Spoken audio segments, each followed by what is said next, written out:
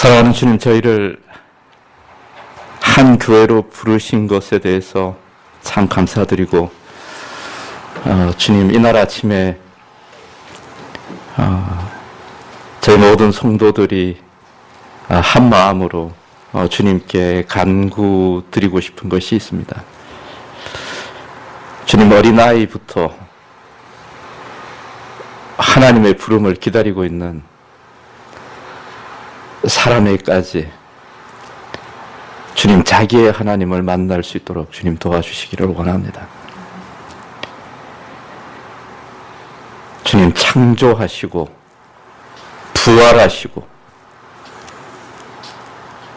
이 역사를 이끌어 가시고 우리 가운데 소망과 성령의 인도하심을 주시는, 은혜로 함께 하시는 자기의 하나님을 모두가 만날 수 있도록, 그 하나님 안에서 기뻐하고 즐거워할 수 있도록 주님께서 축복하여 주시기를 소원합니다. 사랑하는 주님, 한 사람 한 사람이 모두가 부활의 주님을 만날 수 있도록 주님 축복하여 주시기를 주님 간절히 소원합니다.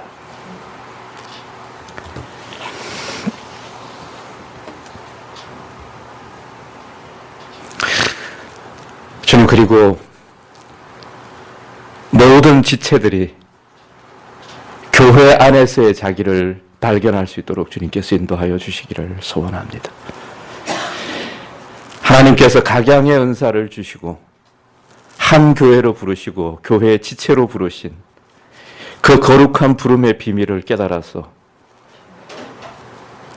한 교회로 부르신 그 부름 가운데 주님, 이해를 가질 수 있도록 주님께서 인도하여 주시고, 주님, 이 땅의 교회와 온 우주적 교회 가운데 내가 어떠한 존재인지를 주님 깨달아 할 수 있도록 은혜해 주시기를 소원합니다. 그래서 성도의 교제의 거룩한 비밀에 대해서 깨달아 할 수 있도록 주님께서 축복하여 주시기를 소원합니다. 사랑하는 주님, 두 젊은이를 2주에 걸쳐서 혼인으로 맺어주신 것을 감사드립니다. 사랑하는 주님, 이 가정들이 하나님의 은혜 안에서 견고해지고 하나님의 복 가운데 깊이 들어갈 수 있도록 주님 축복하여 주시기를 소원합니다. 주님, 이들을 기억하고 기도하고 축복하는 주님, 우리 교회의 모든 가정들이 또한 새로운 은혜와 은총 가운데 있게 하여 주시기를 소원합니다. 가정의 아름다운 원리들이 각 가정들마다 새롭게 드러나고 견고해질 수 있도록 주님께서 축복하여 주십시오.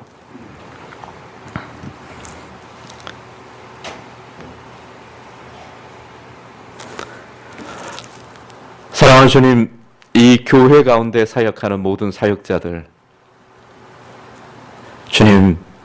주님께서 특별한 사랑으로 주님께서 함께하여 주시고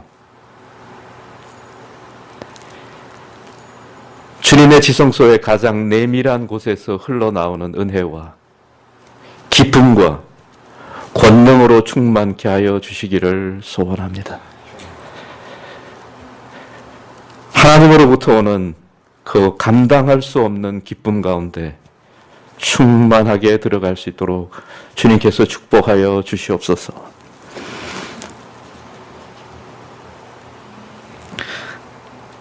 주님, 교회의 지체들 가운데 연약함에 쌓여있는 지체들이 많이 있습니다.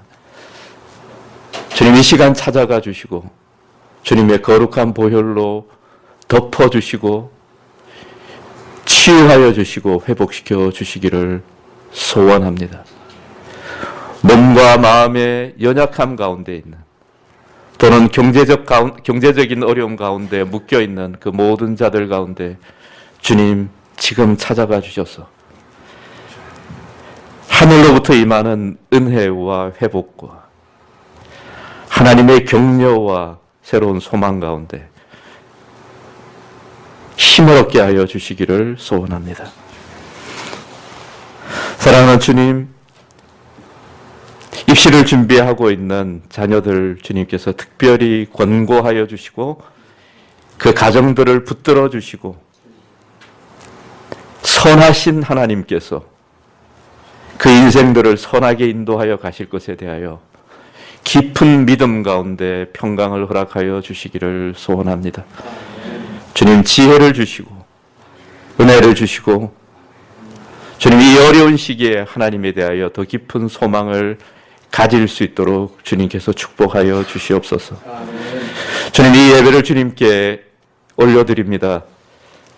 주님 저희가 주님을 만나게 하여 주시고 부활의 생명의 역사가 충만한 예배가 되게 하여 주시고 주님 말씀을 전하는 자를 붙드셔서 기쁨과 권능과 성령의 충만 가운데서 말씀을 전할 수 있도록 주님 축복하여 주시옵소서. 이 모든 말씀을 우리 주 예수 그리스도의 이름으로 기도합니다.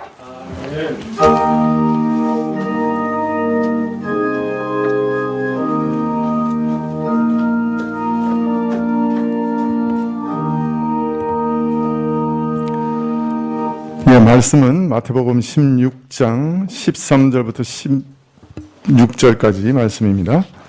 마태복음 16장 13절부터 16절까지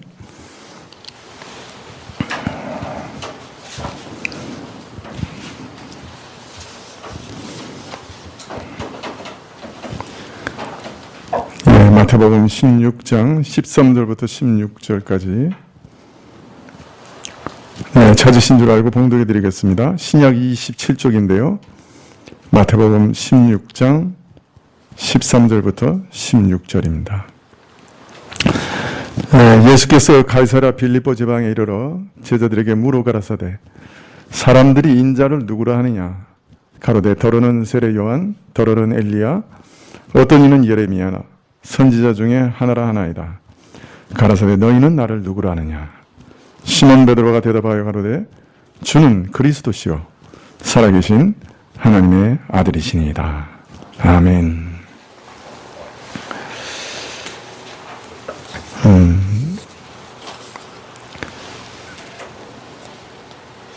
종교개혁가들이 가르친 중요한 교리들 가운데 하나가 오직 은혜라는 말씀이었습니다. 모든 것이 은혜라. 은혜가 없으면 아무것도 되지 않는다. 우리가 얻는 구원, 우리가 얻는 구원의 의, 모두 하나님의 은혜로. 은혜라는 말은 값없이 그런 뜻이죠. 거저 우리에게 주는 것이고, 우리가 믿은 후에도 죄에서 벗어나 성결함에 이르는, 계속해서 성결해져가는 그 모든 것도 하나님이 주시는 은혜로 되는 일이라. 자, 그런데 하나님께서 이처럼 구원이나 은혜나 의나 거룩을 은혜로 우리에게 주신 것은 이런 구원이나 의나 거룩이라고 하는 것이 무가치하거나 값싸거나 별반 의미가 없는 것이기 때문에 그냥 이렇게 던져주시면서 가져라 이렇게 하신 건 결코 아니죠. 너무나 값지고 너무나 비싸고 말로 할 수 없을 정도로 값진 것이라서 근데 사람은 그것을 살 수가 없기 때문에 스스로의 능력으로는 전혀 얻을 수 없기 때문에 최후의 방법으로 어떤 면에서는 값없이 그냥 은혜로 받으라고 하신 것이에요. 거저 주신 거예요. 왜냐하면 은혜가 아니면 죽을 수밖에 없기 때문에 은혜를 받아서 살라고 주셨던 거죠. 그래서 은혜로 한다는 말은 내 힘으로 한다는 말이 아니고 하나님의 능력으로 한다는 말이 되게 됩니다. 은혜로 하라 이런 말 하는데 그저 그 말은 아무것도 하지 말라. 저절로 다 될 거다. 게으름 피워도 된다. 그런 말 아니에요. 하나님께서 내게 베푸시는 은혜와 그 능력을 내가 영접하고 그 은혜를 힘입어서 내가 또한 힘써 행하라는 말이기도 합니다.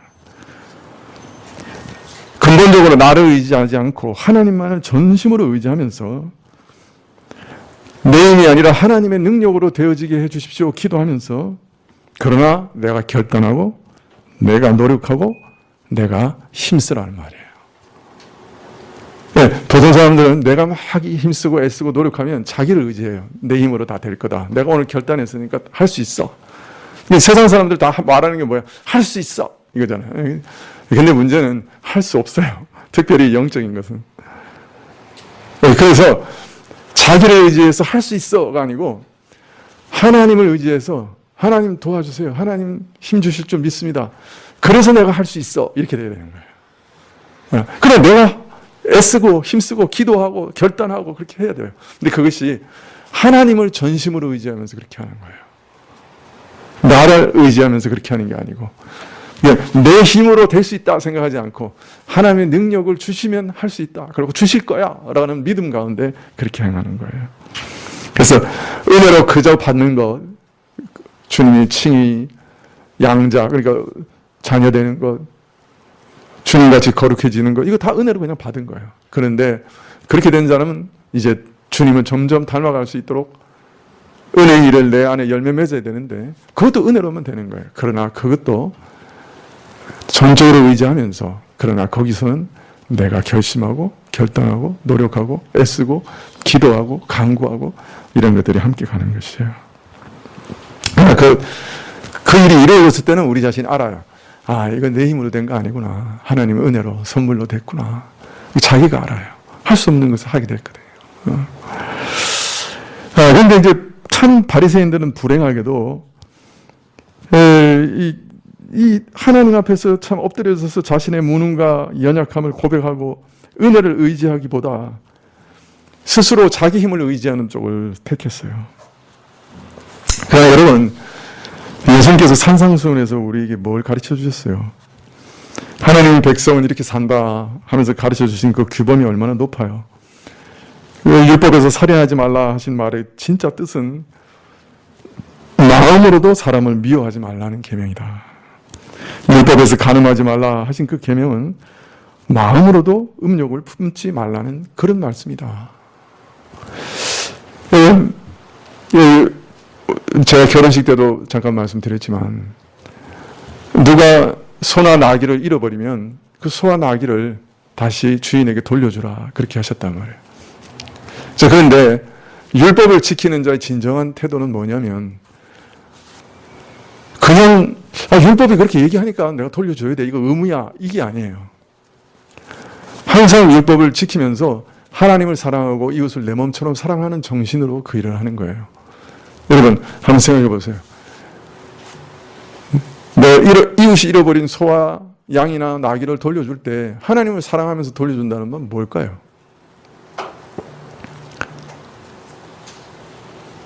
내가 하나님의 얼마나 큰 긍휼을 얻었나. 하나님께서 나를 얼마나 불쌍히 여기셨나. 그러니 내가 이웃을 불쌍히 여긴 건 마땅하지 않나. 이웃이 이것을 잃어버리면 얼마나 큰 손해가 될까. 내가 이것을 이웃에게 돌려줘야 되겠다. 만약 하나님이 나를 불쌍히 여기지 않으시고 나를 용서하지 않으신다면 내가 어떻게 살겠나.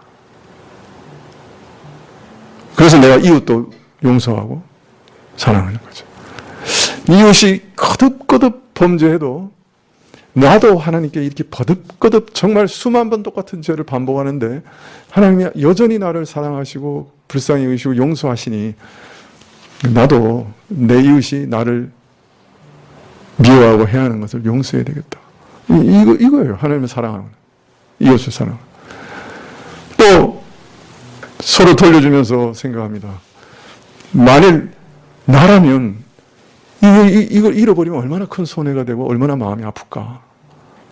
저 사람과 나는 사실 하나이니 한 공동체 한 형제니 내가 어찌 이 사람 돌려주지 않을 수 있을까. 긍휼 주시면 저 사람과 내가 하나다. 그래서 나를 불쌍히 여기는 것처럼 나를 사랑하는 것처럼 그 사람도 사랑하는 거예요. 그런 마음으로 돌려줘야 그 율법 순종이라는 거예요.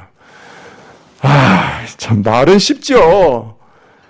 그거 욕심내지 않고 꿍쳐놓지 않고 돌려주는 것만 해도 그거 참 대단한 건데 그거 계명 순종 아니라고 그러시니 뒤로 넘어가는 거예요. 사실 동기가 중요해. 그거 하나님을 사랑하고 이웃을 사랑하는 긍휼지심과 사랑으로 해야 되는 거야. 그걸 누가 할 수 있어요? 솔직히 말하면 한두 번 할 수 있을까요? 매번 모든 일에 그렇게 살아야 되는데 모든 계명 순종을 그렇게 해야 되는데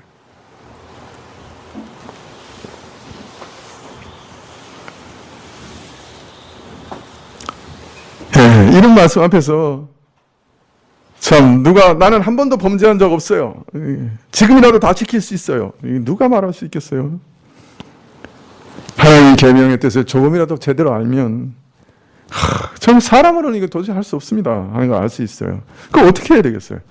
하나님 앞에서 정직하게 하나님 저 자신 없습니다. 어떻게 이걸 행하라고 하십니까? 이렇게 나와야죠.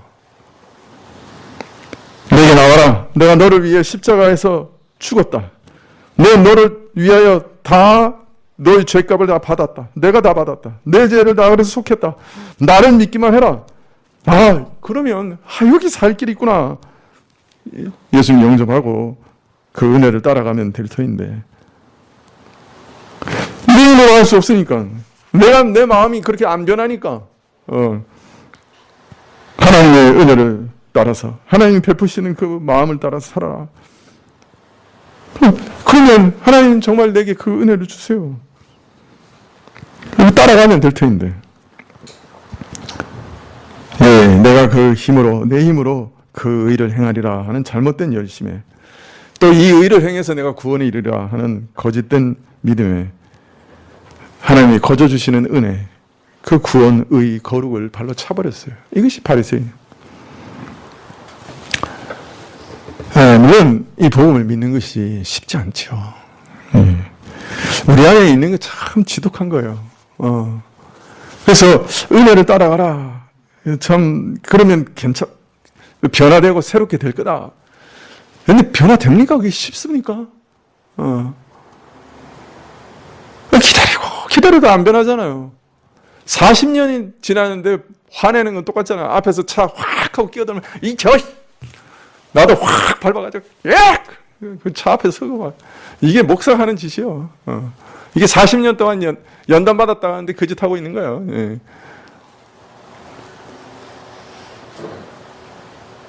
그래서 우리 청년들이 제 차 안 타려고 그러잖아요. 한번 타본 사람은. 예.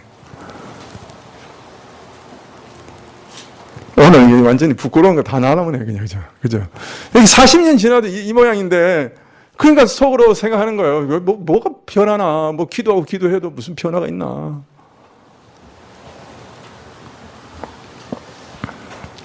평소에 점잖은데 누가 와서 칼로 팍 찌르면 그냥 속에서 그냥 확 나오는 거예요. 속에 있던 정체가 막 드러나는 거예요. 죄성이 아직도 다 안 사라지고 해결이 안 되고 낭망하지요. 그래서 어떤 사람은 그래가지고 포기하는 사람도 있어요.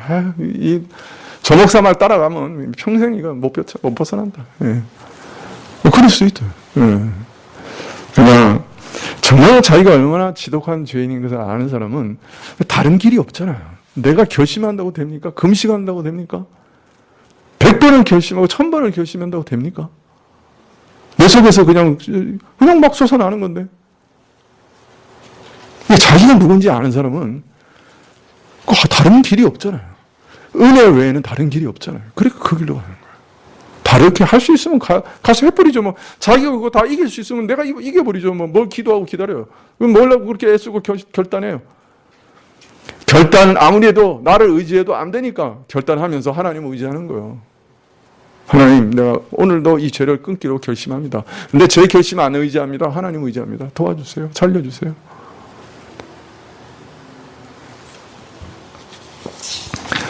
다른 길이 없어서 사실 그 길로 가는 것이죠. 바리새인들은 이런 은혜를 모르고 자기가 발버둥 치면서 자기 힘으로 구원에 이르려고 하다가 자기도 멸망하고 다른 사람도 멸망시킨 거죠. 근데 바리새인의 잘못은 이런 무지에서 끝난 것이 아니고 이런 일을 하면서 외식했어요. 누가복음에 보면 예수님께서 바리새인의 누룩을 조심하라 하시면서 거기 한 번 더 하십니다. 바리새인의 누룩 곧 외식을 위선을 주의해라. 바리새인들이 그렇게 한 근본적인 이유 중에 하나가 다른 사람에게 잘 보이려고요. 자기가 경건하다고 보이려고요. 심지어는 하나님 앞에서도 하나님 앞에 참 마음은 없는데 하나님 앞에서 나 이만큼 괜찮죠? 라고 보이려고요. 나 이만큼 하면 하나님 구원해 주실 수 있는 거죠? 보이려고요. 자기는 계명을 어기고 싶어 죽을 지경인데 계명을 어기면 안 되니까 다른 계명을 가져와서 그 계명을 어겨도 된다고 위선을 떠는 거예요. 그러면서 가짜를 조작해내는 거예요.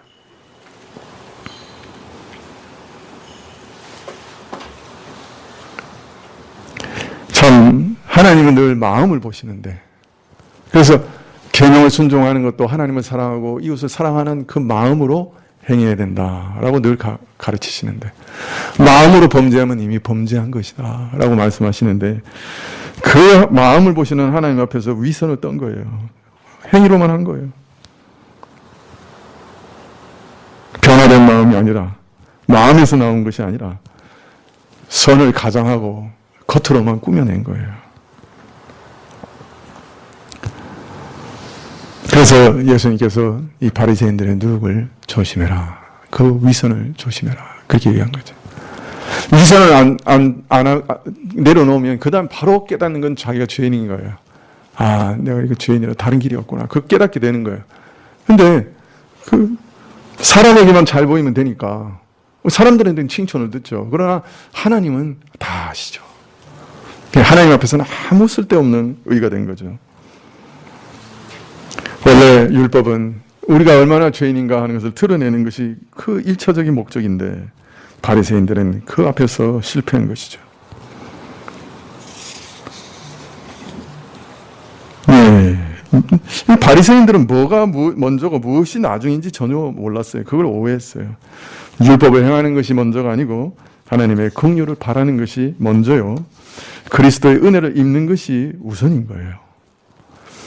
계명을 지키는 것은, 율법을 행하는 것은 이처럼 은혜로 죄의 세력에 얽매임에서 벗어난 다음에 할 수 있는 일이에요. 계명을 지키는 것이 은혜를 받는 근거가 아니고 반대로 은혜가 계명을 지켜 행하게 하는 거예요. 그것이 원동력이에요. 여러분, 하나님이 나를 그토록 오랫동안 용서하시고 긍휼히 여기시고 이런 죄인도 여전히 사랑하신다는 걸 모르는데, 내 이웃을, 나에게 해를 끼치는 이웃을 어떻게 긍휼히 여기고 사랑할 수 있겠어요? 네? 은혜가 먼저예요. 그래야 내가 다른 사람도 사랑하고 또 하나님도 사랑하며 섬길 수가 있는 것이죠. 은혜가 있으면 순종의 열매가 맺히게 되는 것이죠. 예수님께서 제자들에게 바리새인들의 누룩을 조심하라고 그렇게 가르치시는데, 제자들은 마치 예수님하고 다른 세계에 사는 사람들 같이 서로 그 생각이 어긋나기만 하였어요. 예수님의 이런 의도를 전혀 파악하지 못하고 엉뚱한 곳을 헤매다가 그 생각이, 우리가 음식을 제대로 준비하지 못한 것을 지금 책망하시는가 보다, 그렇게 여겼습니다. 예수님께서 책망하시되, 아직도 알지 못하며 깨닫지 못하느냐? 너희 마음이 둔하냐? 너희가 눈이 있어도 보지 못하며 귀가 있어도 듣지 못하느냐? 참, 집과 전토를 벌이고 처자를 뒤에 남겨두고 예수님을 쫓은 제자들도 실은 영적 장님이요 기구머거리요 벙어리였던 거죠. 주님을 따른다고 하지만 사실 예수님을 불신하고 배척하는 바리새인들과 별로 다를 바 없었고, 오히려 외부적인 의와 경건으로 말하면 바리새인들보다 한참 뒤처진 자들이요, 영적 분별력이나 지식에 있어서도 더 낫다고 할 바 아니었지요. 그렇지만 단 한 가지 차이가 있다면, 바리새인들은 자신들의 부끄러움을 가리기 위해 예수님을 배척했지만, 제자들은 그 부끄러움 중에도, 부족한 중에도 예수님을 따랐다는 것 뿐이지요. 예수님께서는 이처럼 자기를 따르는 제자들의 어두워진 영혼과 마음을 어루만지시면서 거듭 고치시기를 마다하지 않으셨어요.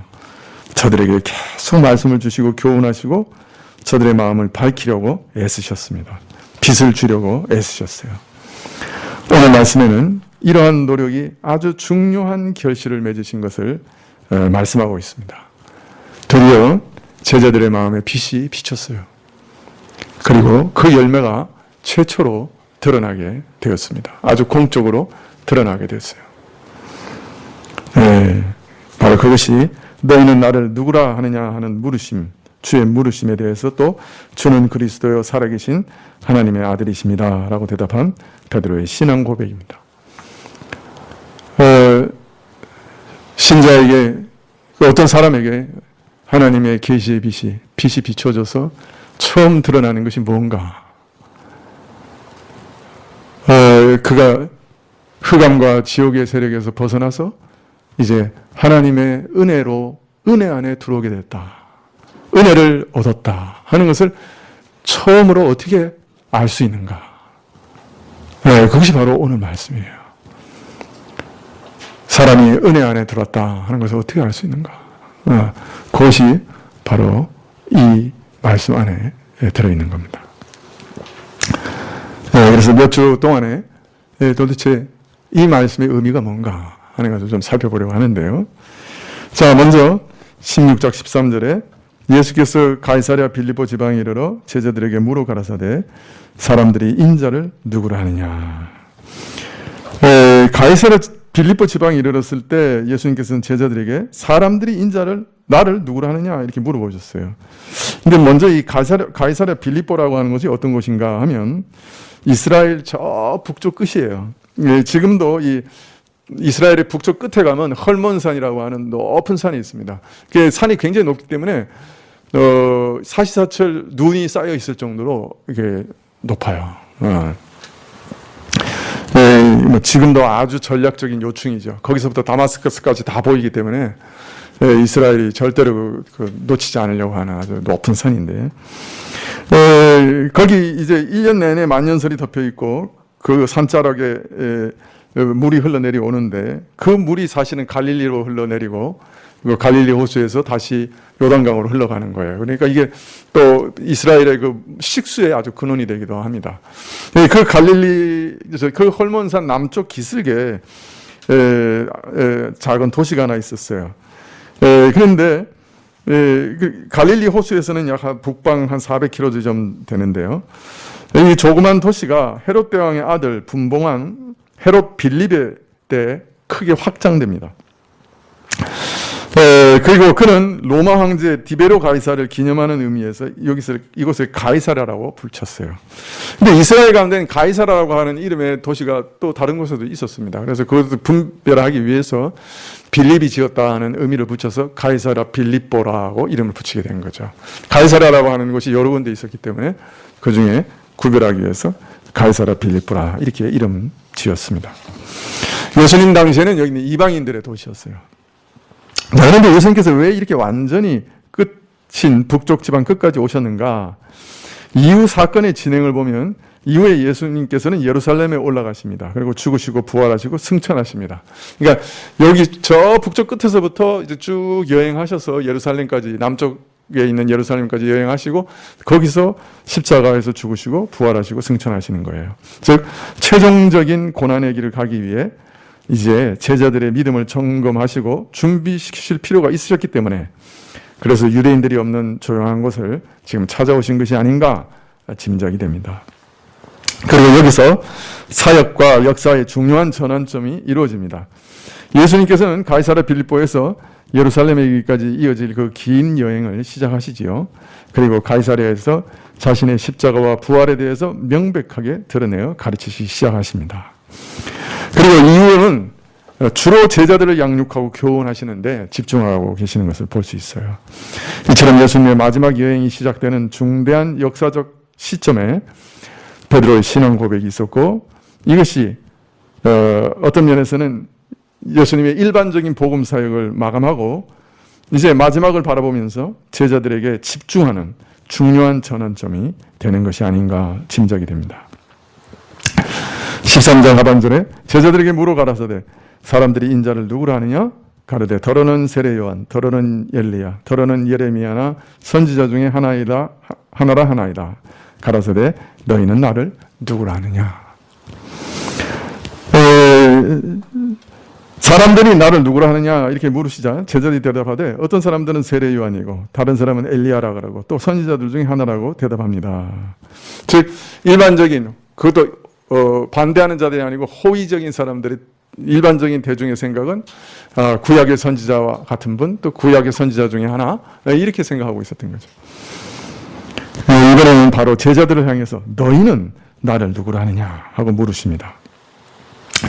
이스라엘 전체의 심각한 상황을 보시고 또 십자가라고 하는 중대한 사건을 눈앞에 둔 역사적 상황을 보시며 참으로 중대한 시점에서 예수님께서는 그를 믿는 믿고 따르는 자들에게, 특별히 이후 하나님 나라의 역사에 있어서 중요한 역할을 맡게 될 사도들에게 예수님에 대한 확실한 믿음, 예수님에 대한 분명한 생각과 태도를 이제 확인하고자 하셨던 것이죠.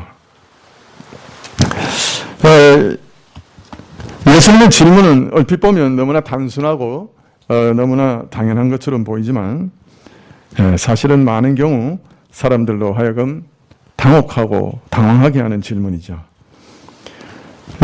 우리 자신의 경우에 비춰봐도 금방 알 수 있어요. 예수님에 관한 설교도 들었고 예수님에 대해서 성경에서 말씀도 읽어봤고 또 그의 말씀하시는 것을 성경에서도 읽어봤고 또 그에 관한 말씀도 성경에서 읽어봤고 또 그것도 더해서 모자라서 또 예수님에 대한 쓴 책도 읽어봤고 또 거기서 얻은 지식으로 다른 사람과 더불어 예수님에 대해서 말도 하고 토론도 할 수 있지만은 정작 예수님께서 눈앞에 예수님을 의식하면서 바로 나에 대해서 예수님은 누구십니까? 하는 이런 질문에 부딪히는 경우는 거의 없죠. 예수님은 어떤 분이신가? 그는 누구신가? 나에게 있어서는 그분은 누구신가? 이런 질문을 자기에게 던지는 경우가 흔치 않죠. 예수님께 직접 대면하여 그 앞에 꿇어 엎드려 주여, 주는 과연 내게 어떤 분이십니까? 하고 물으면서 자기 양심에 대답을 하는 것은 흔치 않은 일이죠. 여러분, 지금 이 순간에 예수님께서 여러분을 향해서 너는 나를 누구로 하느냐? 나는 너에게 있어서 어떤 존재냐? 이렇게 물으신다면 여러분은 어떻게 대답하시겠습니까? 나는 너에게 있어서 어떤 존재냐?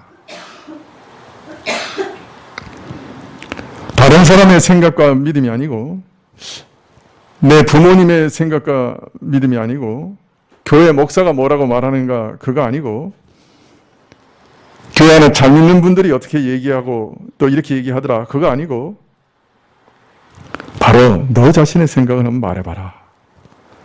너는 나를 누구라 하겠느냐? 예수님께서 이렇게 단도직입적으로 물으신다면 여러분은 무엇이라고 대답하시겠습니까?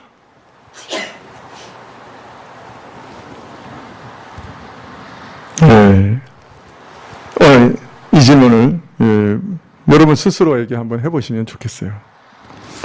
예수님은 나에게 누구신가?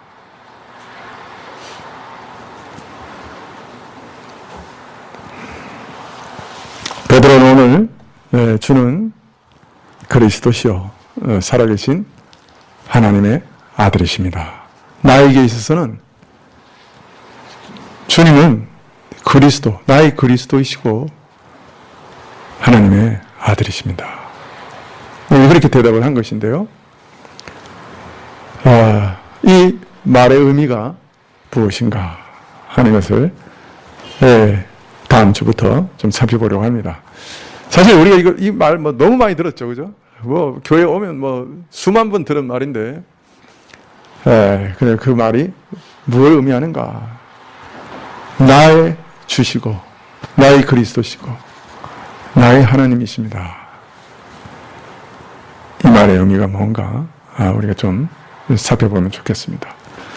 그래서 이 설교를 다 들으시고, 여러분이 그리스도 바로 앞에서 주는 나의 그리스도십니다. 나의 하나님이십니다. 그렇게 고백하실 수 있게 되면 진정으로 그 의미를 잘 이해하시고 고백할 수 있게 된다면 여러분 하나님의 은혜 안에 있는 사람이다 하는 징표를 가지신 것이다 할 수 있습니다. 기도하시겠습니다.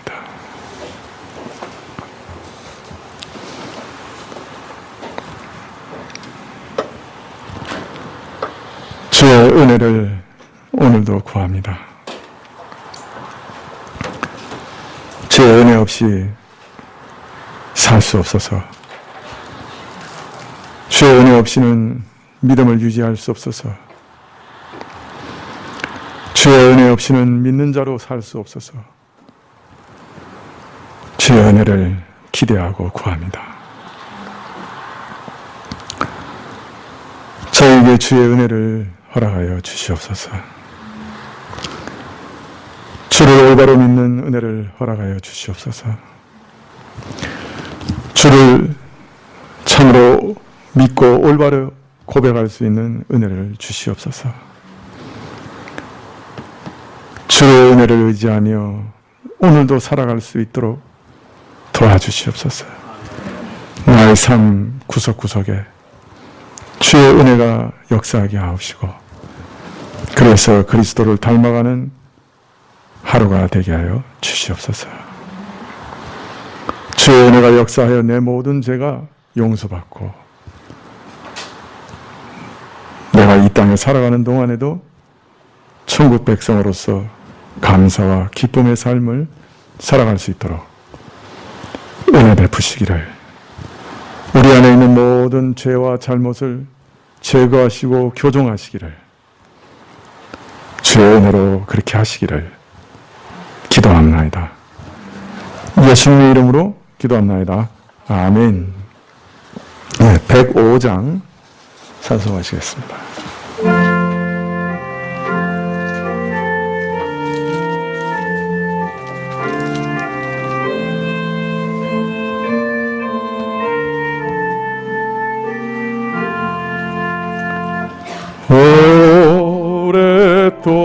오랫동안 기다리던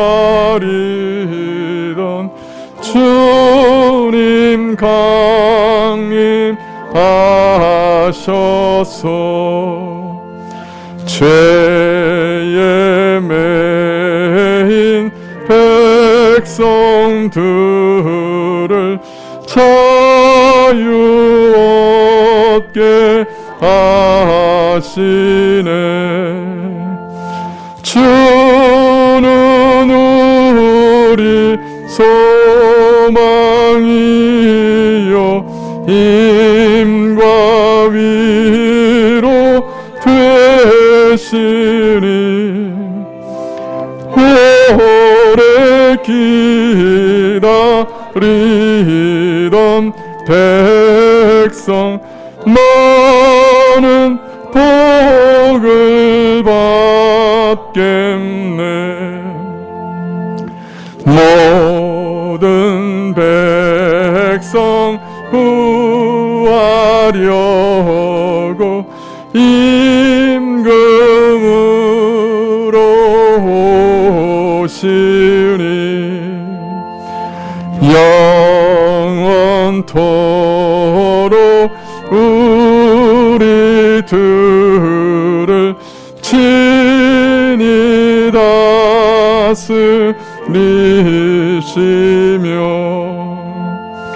죄로 상한 우리 마음을 은혜로서 고치고, 주의 빛난 보좌 앞에 이르도록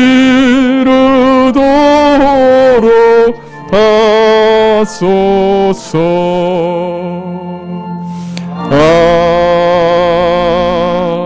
아멘.